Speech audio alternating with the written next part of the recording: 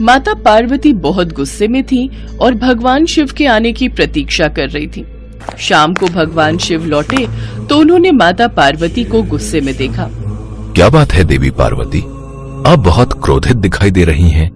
क्रोध न करूं तो और क्या करूं स्वामी, आप तपस्या में और अपने अन्य कार्यों में इतने व्यस्त रहने लगे हैं कि आपने मेरी ओर तो ध्यान देना बिल्कुल ही बंद कर दिया है। जाइए, मैं आपसे बात नहीं करूंगी। अरे अरे देवी पार्वती, इतना क्रोध, क्या करूं, बहुत सारे कार्य थे जिन्हें करने में वक्त लग गया। पर स्वामी, आपने मुझसे विवाह किया है, आपको मुझे भी तो वक्त देना चाहिए, पर आप बिल्कुल भी समय नहीं देते हैं। आपको पता है ना, मैंने प्रातःकाल आपको क्या कहा था कि आप मुझे भ्रमण के लिए लेकर जाएंगे, पर आपने वो वादा पूरा नहीं किया। आज नहीं, पिछले कई दिनों से मैं आपको ये बात कह रही हूँ कि मुझे भ्रमण पर जाना है। अच्छा ठीक है, कल तो मुझे बहुत जरूरी कार्य खत्म करने, उसके पश्चात चलते हैं। अच्छा कुछ बनाया है, बहुत जोरों की भूख लग रही है। मुझे पता था बात घुमा फिराकर कल और परसों पर ही आ जाएगी। मैं तो बस चूल्हा चौका ही निपटाती रह जाऊंगी, आप मुझे कहीं घुमाने नहीं ले जाओगे, ये बात मैं अच्छे से जानती हूँ। अब मैं कुछ नहीं बना रही खाने पीने का, मैं मायके जा रही हूँ। अपने आप बनाओ और खाओ। जब आप मेरी परवाह नहीं करते तो मैं क्यों आपकी परवाह करूँ। गणेश और कार्तिकेय का भी भोजन बना देना, आखिर पता तो चले आपको मेरी कितनी कमी महसूस होती है। क्या तुम मायके जा रही हो? अरे पार्वती, ऐसा मत करो, तुम जानती हो तुम्हारे बिना मैं अधूरा हूँ। मैं ये सब चूल्हा चौका, घर गृहस्थी कैसे संभालूंगा, ये सब मेरे बस की बात नहीं है। अरे पार्वती सुनो तो, अच्छा हम चलेंगे घूमने, अब ऐसे रूठ कर मत जाओ। नहीं, मैं जा रही हूँ, अब मैं कुछ दिनों बाद ही लौटूंगी। माता पार्वती पूरी तरह से रूठ चुकी थी।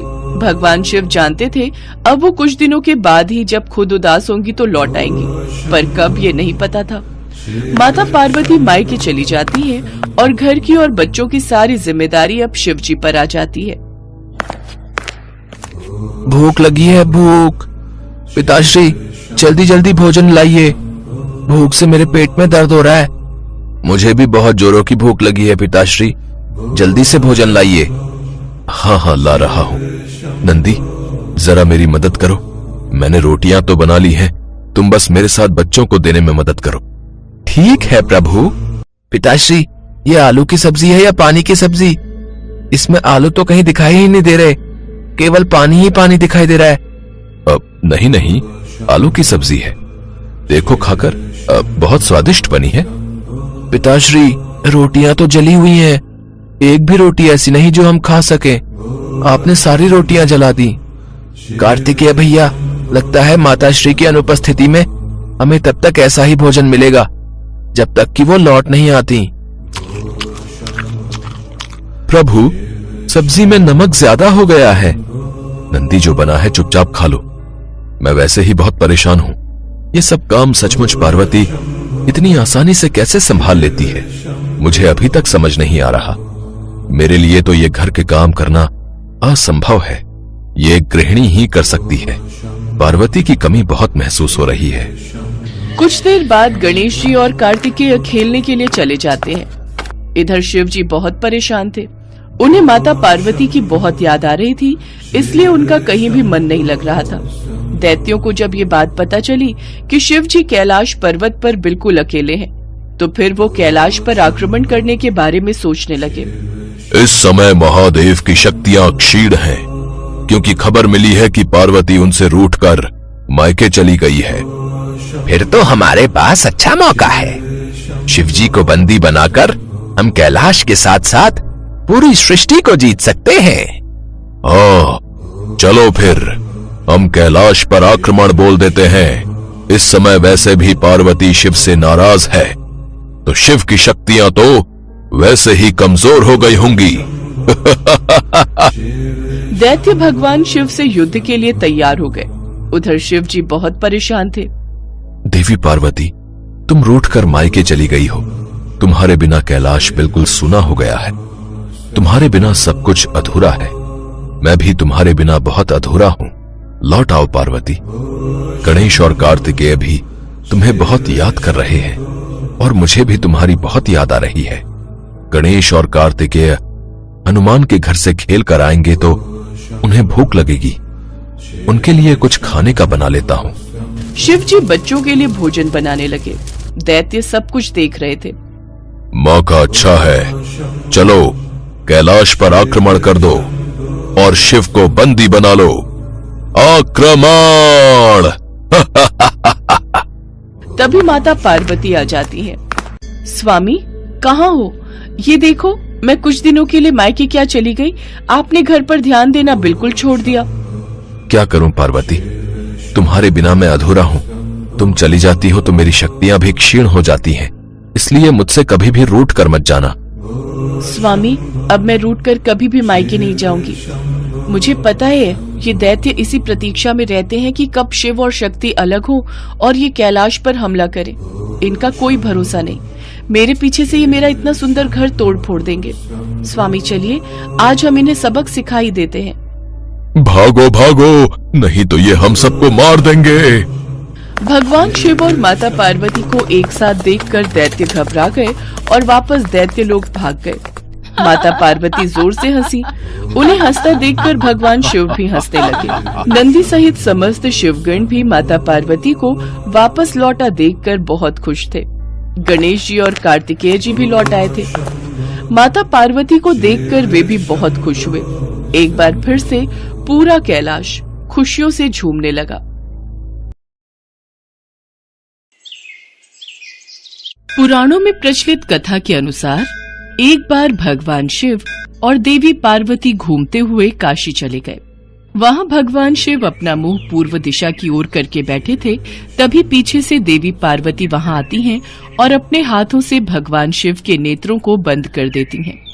उनके ऐसा करने से समस्त जगत में अंधकार छा जाता है।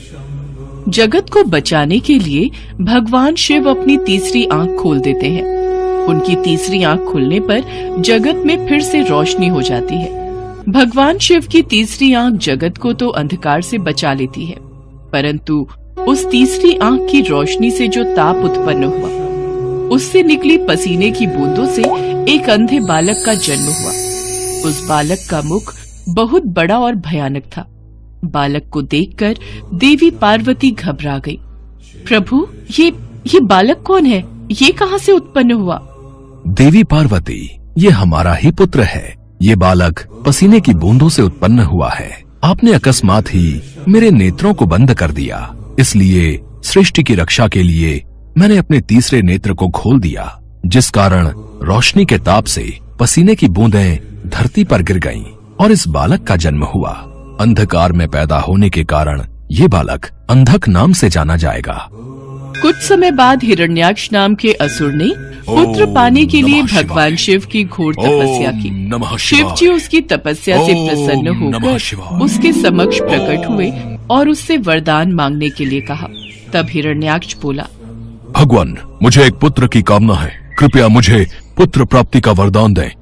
हे हिरण्याक्ष, तुम्हारे भाग्य में संतान सुख नहीं है, पर मैं तुम्हें अपने अंश से जन्मे हुए पुत्र अंधक को वरदान के रूप में तुम्हें देता हूँ। आगे चलकर तुम्हारा ये पुत्र महापराक्रमी और महाबलशाली होगा। हे शिव शंकर, आपके अंश से जन्मे पुत्र को पाकर मैं धन्य हो गया। ये कहकर भगवान शिव ने अंधक को हिरण्याक्ष के हाथों में दे दिया। हिरण्याक्ष अंधक को लेकर खुशी खुशी अपने राज्य लौट गया।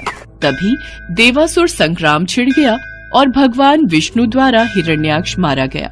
हिरण्याक्ष का बड़ा भाई हिरण्यकशिपु छिपकर भाग निकला। हिरण्याक्ष के मरने के बाद राजमहल में अंधक की उपेक्षा होने लगी। उसके अन्य चचेरे भाई और संगी साथी उसे चिढ़ाने लगे। इससे अंधक दुखी रहने लगा। एक दिन उनके व्यवहार से तंग आकर वो तपस्या करने निकल पड़ा और एक निर्जन वन में पहुंचकर ब्रह्मा जी की साधना में लीन हो गया। तप करते हुए उसे कई वर्ष बीत गए। उसके तप से प्रसन्न होकर ब्रह्मा जी प्रकट हुए और उससे वर मांगने को कहा। हे पुत्र, मैं तुम्हारी तपस्या से प्रसन्न हूँ, मांगो, तुम्हें क्या वरदान चाहिए? हे ब्रह्मदेव, मुझे ऐसा वर दीजिए कि मेरा अपमान करने वाले मेरे सभी भाई मेरी दास्ता करें, मेरे दिव्य नेत्र हो जाएं और मेरी किसी के द्वारा मृत्यु न हो। हे दैत्यराज, तुम्हारे नेत्र दिव्य हो जाएंगे, तुम्हारे सारे भाई भी तुम्हारी दास्ता स्वीकार कर लेंगे किंतु काल चक्र का नियम है कि मृत्यु से कोई अछूता नहीं रह सकता। तो फिर ऐसा ही वरदान दीजिए कि मेरे शरीर से निकले रक्त की एक एक बूंद से मेरे जैसे पराक्रमी वीर उत्पन्न हो जाएं, और मेरा अंत तभी हो जब मैं अपनी माता पर कुदृष्टि डालूं। तथास्तु। तथास्तु कहकर ब्रह्मा जी अंतर्ध्यान हो गए और अंधक वरदान पाकर नेत्रवान बन जाता। वरदान प्राप्त करके वो बेहद अत्याचारी हो गए। उसके अत्याचारों से नाग, यक्ष तथा देव गंधर्व सभी दुखी रहने लगे। वे सब ब्रह्मा जी की शरण में पहुंचे, किंतु ब्रह्मा जी उन्हें कोई आश्वासन नहीं दे सके, क्योंकि अंधकासुर उन्हीं के वरदान स्वरूप ये उत्पात मचा रहा था।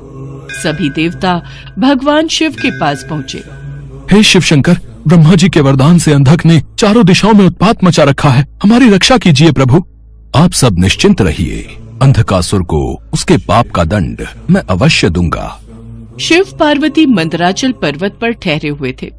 तभी अंधक अपनी सेना के साथ मंदराचल पर पहुंचा। पर्वत की सुरम्यता देखकर वो खुश होने लगा। कितना सुंदर स्थान है, क्यों ना यहाँ अपने लिए एक स्थायी नगर का निर्माण करा दिया जाए। सेवक जाओ और कोई उचित स्थान तलाश करो जहाँ हमारे लिए एक शानदार महल बन सके। जो आज्ञा महाराज। आज्ञा पाकर सेवक उचित स्थान की खोज में निकल पड़े।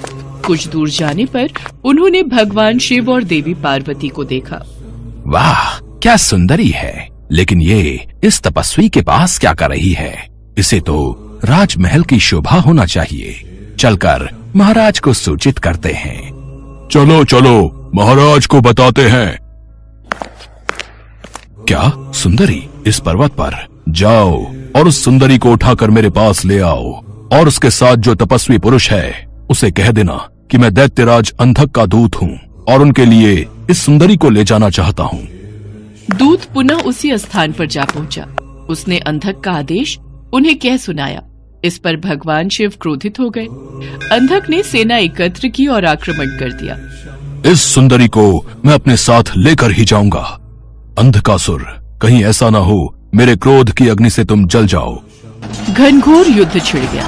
भगवान शिव त्रिशूल से प्रहार करते रहे, किंतु उनका हर प्रयत्न विफल हो रहा था। जैसे ही अंधक का कोई अंग घायल होता, उससे रक्त निकलता और उस रक्त से उस जैसे ही अनेक दैत्य पैदा हो जाते थे। उधर शुक्राचार्य अपनी संजीवनी विद्या के बल पर मरे हुए दैत्यों को पुनः जीवित कर देते थे। ये सब शुक्राचार्य के कारण हो रहा है। नंदी आदि गण जाओ और शुक्राचार्य को बांधकर यहाँ ले आओ, ताकि वे दैत्यों को पुनः जीवित न कर सकें। जो आज्ञा प्रभु।